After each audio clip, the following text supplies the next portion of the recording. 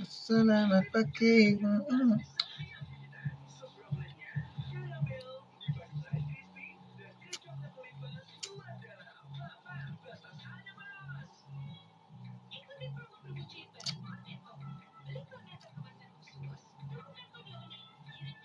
Assalamualaikum saudara ya.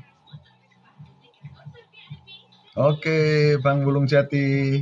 Saya kembali lagi ya. Kita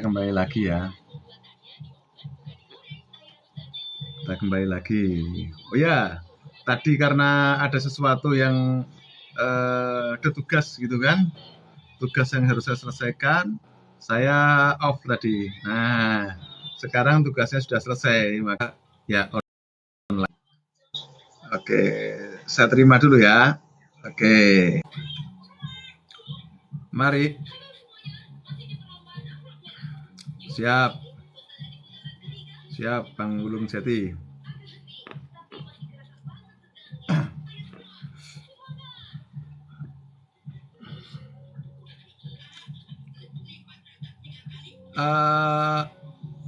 Apa itu Bang Bulung Jati? IT itu.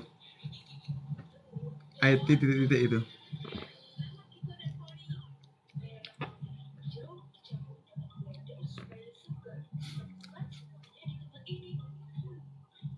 Tema yang ingin saya yang ingin saya bangun kali ini adalah terkait dengan independensi negara dalam menjalankan proses apa? Kalau organisasi kan regenerasi ya. Proses ini ya, pergantian kepemimpinan ke depan. Jadi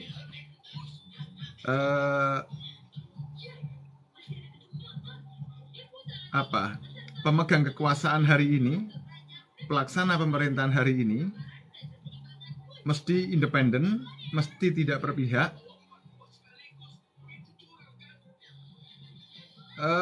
Nggak tahu ya, mudah-mudahan tidak ini ya. Saya pakai wifi ini, wifi aman. Mestinya kelihatannya aman, kalau tadi sih aman. Jadi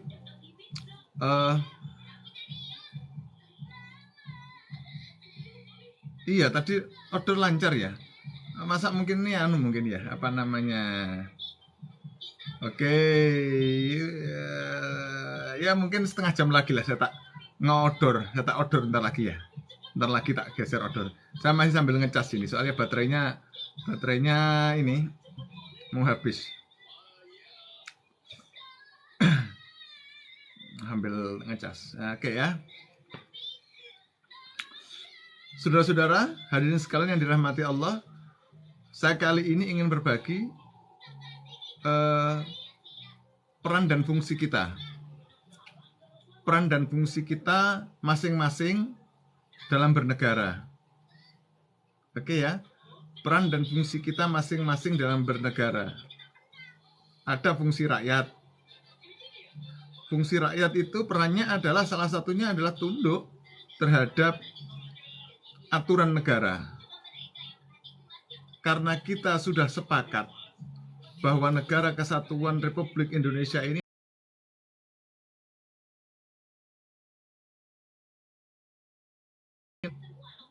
ciri dari negara demokrasi itu adalah pemimpinnya dipilih oleh rakyat, begitu kan ya. Kemudian pemimpinnya membentuk sistem pemerintahan, begitu strukturnya dan sebagainya, begitu ya.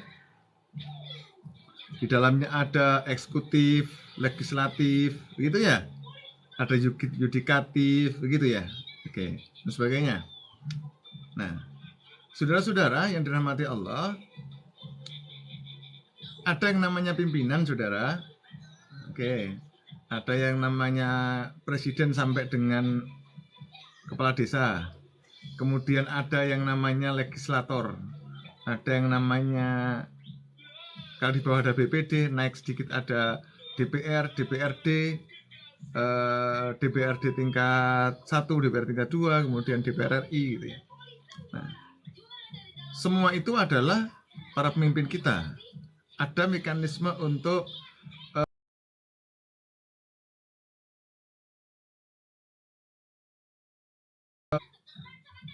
ada ASN, ada TNI, ada Polri, gitu ya. Saudara sekalian yang dirahmati Allah, monggo kita pecah konstruksi berpikir kita agar clear, saudara.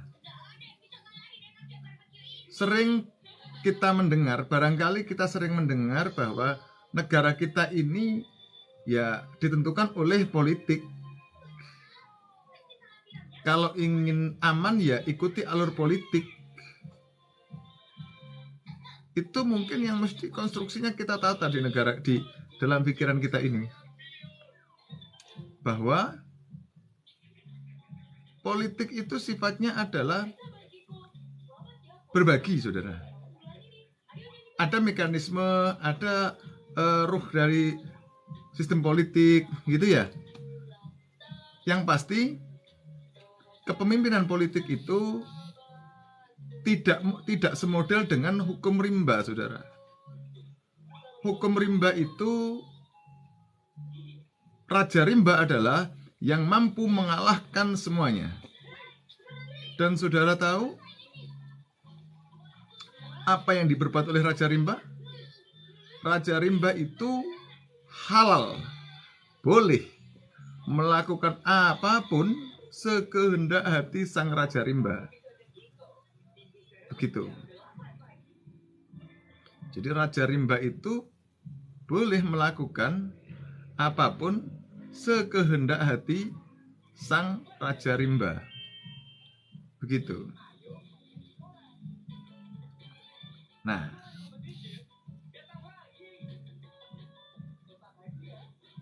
tentu akan sangat berbeda sekali dengan konstruksi berpikir politik bernegara, sistem demokrasi, sangat berbeda, saudara.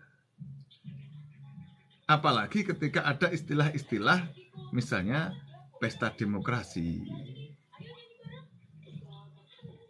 di mana demokrasi itu adalah berasal dari kata demos dan krates. Pemerintahan dari rakyat, oleh rakyat dan untuk rakyat. Begitu. Belum lagi misalnya demokrasi kita berdasarkan Pancasila, berketuhanan, berkeadilan sosial misalnya. Maka istilah bahwa pemenang politik itu adalah penentu, itu saya pikir tidak sepenuhnya benar, saudara. Kalau pemenang politik itu kemudian menjadi raja, menjadi the king,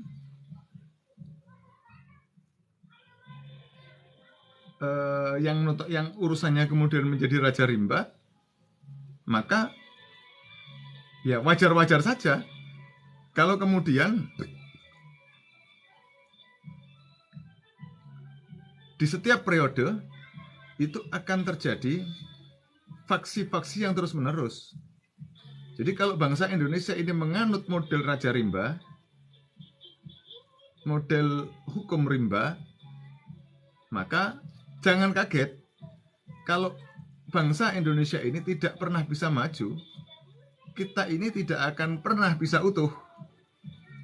Persaudaraan dan persatuan kita ini hanya kamuflase saja. Jangan kaget kalau begitu. Ketika persepsi yang kita bangun itu adalah pemenang politik itu adalah dalam tanda kutip raja rimba, maka akan berlaku pula hukum rimba. Siapa yang berkuasa dia bisa menginjak yang lain. Nah, maka akan terjadi kolonialisme baru pada setiap periodisasi kepemimpinan. Dan itu saya pikir tidak menarik. Yang perlu kita gagas itu adalah, yang perlu kita pikir itu sebetulnya adalah, yang perlu kita set pada mindset kita itu adalah bahwa politik itu adalah sebuah cara untuk mencapai kekuasaan itu. Ya, kita harus sepakat itu. Demokrasi itu adalah sebuah sistem. Kita sepakat itu. Nah, tetapi ketika seseorang kemudian memenangkan sebuah kontestasi, maka di sana ada dua kekuatan, saudara.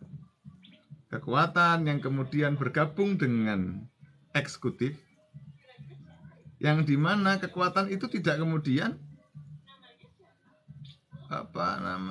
bergabung itu kan untuk membangun ya, bukan untuk merampok ya, membangun. Sementara jika ada kekuatan lain yang kemudian tidak bergabung, itu kan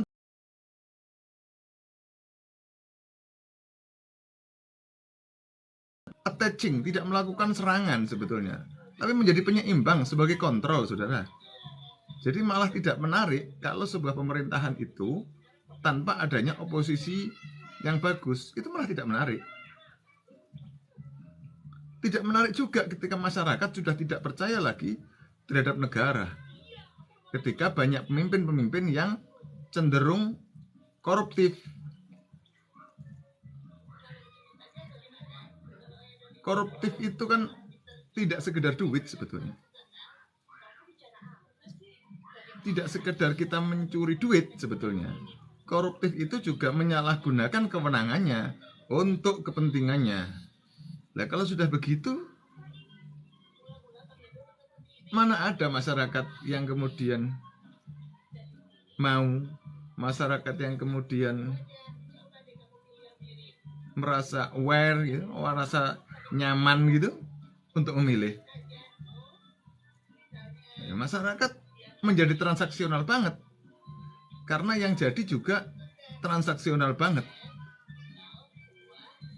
Tetapi kalau masyarakat era dulu dengan era sekarang berbeda ya. Era dulu masyarakat bisa saja dibodohi dengan berbagai informasi yang didistorsi. Bisa saja si A di tempat tertentu dengan si B di tempat tertentu, informasinya tidak disambungkan, itu sangat mungkin.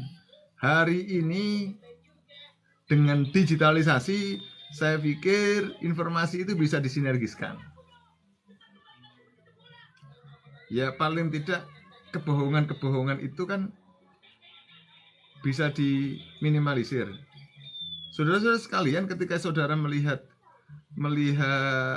sebuah informasi, sebuah produk digital, sebuah video, naratif terkait seseorang begitu, cermati betul itu, saudara. Cermati betul. Hari ini tidak sedikit video-video itu yang kemudian modelnya adalah tidak jauh dari urusan ya seni mengedit video. Seni mengedit video saja. Dan itu macam-macam polanya. Nah, begitu-begitu itu yang mesti kita cermati ya. Yang mesti kita cermati serius. Ya mereka kan pengen menyesatkan gitu, dengan membuat editing video bagaimana begitu. Sederhananya begini, jika kita yakin produk kita baik, tidak perlu menjelekkan produk lain. Orang akan tertarik sendiri kok dengan produk kita.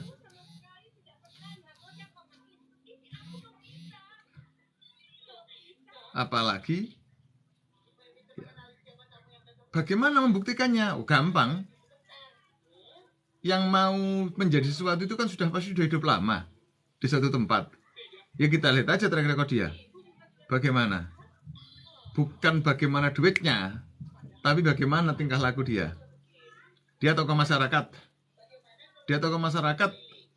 Begini, ada Rozik misalnya, pengen maju jadi bupati, atau pengen jadi kepala desa, atau pengen maju jadi anggota dewan misalnya.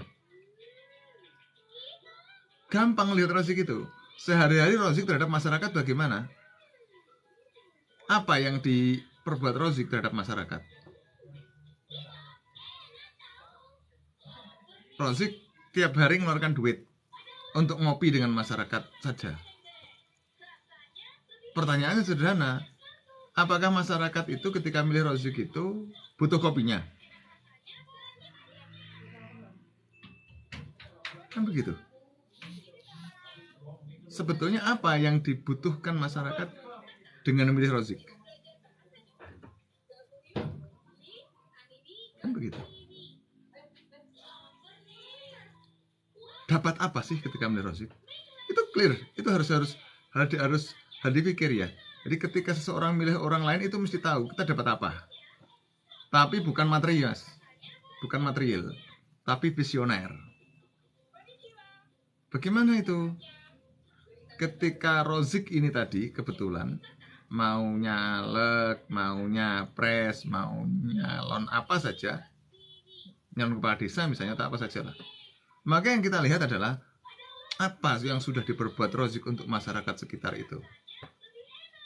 Rozik bikin Karang Taruna, misalnya. Rozik bikin apa di tempat sekitar itu, ngajar anak, yuk anak-anak menjadi pinter. Kenapa kok begitu? Tanya toh, Zik, kenapa kamu begini? Saya pingin masyarakat itu begini, begitu. Rozik punya konsep untuk membangun masyarakat ini. Kalau sekedar jalannya agar baik, kenapa? Wah, kan keren. Keren itu bukan sesuatu yang ini, bukan sesuatu yang prinsipil menurut saya. Tapi fungsi itu lebih ini. Jadi begitu. Rozik kemudian misalnya, kenapa saya buat nama Rozik saja? Ya sederhananya biar ketika saya menguluti orang tidak ada orang tersinggung. Kalau saya Rozik sebagai perumpamaan kan Rozik itu diri saya sendiri. Rozik misalnya mau nyalon kepala desa misalnya, terus dari hitung-hitungan duit misalnya, pasti nanti kan pikirnya begini, berapa proyek yang mau saya tilep, kan begitu. Nah kalau begitu ngapain milih Rozik? Milih maling? Kalau bisa ya cari yang lebih baik lah dari Rozik. Kan begitu. Misalnya Rozik dalam beberapa waktu dalam perjalanan hidupnya di kampung tersebut, Rozik sering bersama-sama dengan masyarakat, ayo bersih-bersih kampung yuk. Visinya kebersihan. Gotnya tidak bisa. Oke, kita urunan yuk untuk membangun got. Oke, kita carikan akses yuk agar kita bisa got ini kemudian bisa dibangun. Nah, Rozik visinya adalah membangun kawasan. Kan begitu. Rozik tidak mencari untung dalam proses pembangunan itu. Kemudian bicara ada pendidikan di sekitarnya. Diakomodir juga. Pendidikannya kurang apa sih? Gitu kan. Diskusi di situ. Dicarikan solusi-solusi terkait dengan problem pendidikan yang ada.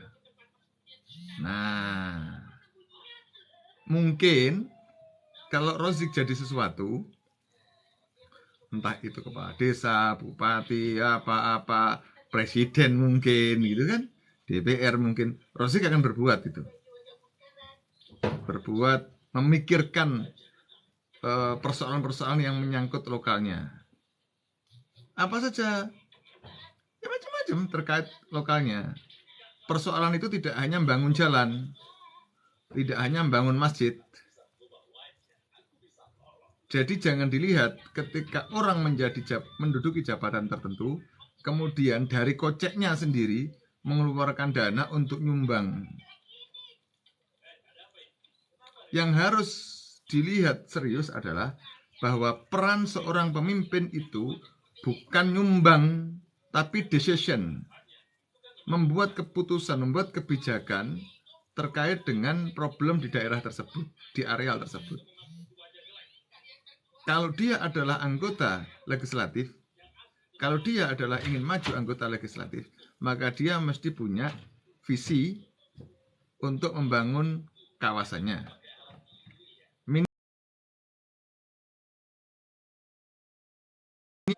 Jadi bupati, maka minimal Rozik punya konsep untuk membangun kabupatennya. Kalau Rozik pengen maju jadi DPR misalnya, maka Rozik mesti punya konsep terkait dengan kebutuhan diupayakan membangun wilayah dapilnya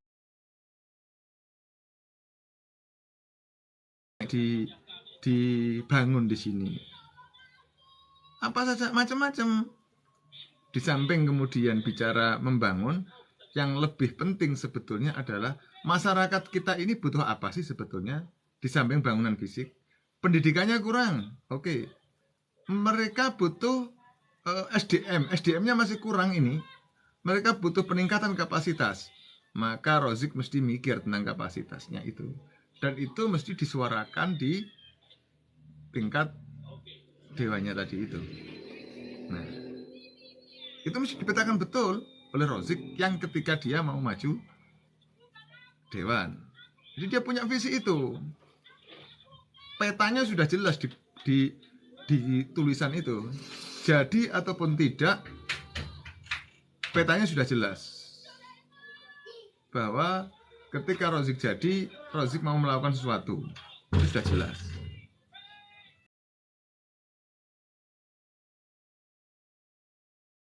Menggunakan cek kosong. Artinya dia tidak blank, tidak punya konsep. Mau ngapain? Milih yang sudah jadi. Oke lah kalau milih yang sudah jadi, cuman kontribusinya apa? Kalau kontribusinya kepada kita sekedar jadi sekedar cash and carry, ya itu bukan visi namanya. Jadi menjadi calon bupati, calon lurah, calon DPR itu kan mesti punya implikasi luar biasa, implikasi gede terhadap orang-orang yang dipimpinnya itu. Kalau sekedar bagi-bagi proyek saja, itu yang menikmati hanya segelintir, bos. Hanya sedikit orang. Rozik misalnya, Rozik lagi saja yang dibuat kan, biar tidak, kalau orang lain kan nanti itu problemnya serius. Tapi kalau Rozik ini yang dia kan enak aja. Rozik mau jadi apa, begitu ya? Ya begitu. Ya. Nggak tahu kan kita.